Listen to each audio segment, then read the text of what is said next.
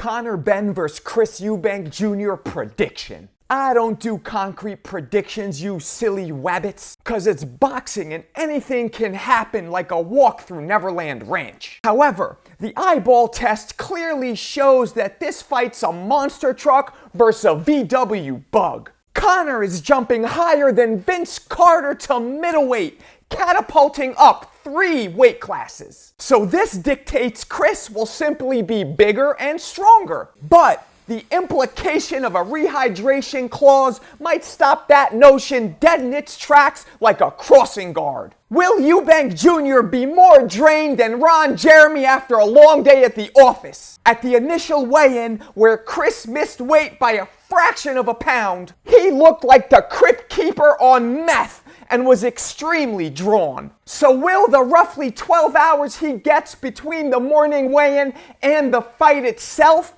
be enough to rehydrate and regain his strength? If Eubank comes in physically unaffected by the weight cut, it's likely his size, strength, experience, and boxing skill will lead him to a victory. However, Conor fights like he just jumped out of a gamma ray chamber. Fueled by rage and relentless pressure, Conor has the power to change the course of history like a Hiroshima nuke. But Benn can also box. However, his 5-inch reach and his 3-inch height disadvantages make it harder to land missiles from the outside than a game of Battleship. Now, the main storyline here is British legacy. Both pugilists are fighting for their father's reputation and respect. Now, Nigel Benn will be in his son Conor's corner on fight night, holding pom-poms and providing more support than a 34 Triple D. On the other hand, Chris Eubank Jr. is estranged from his father,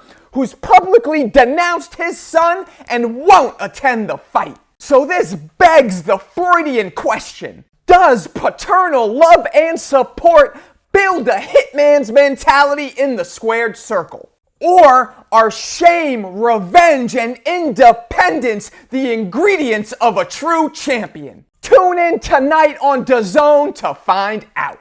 Who do you guys think's gonna win tonight's battle? Tell me in the comments.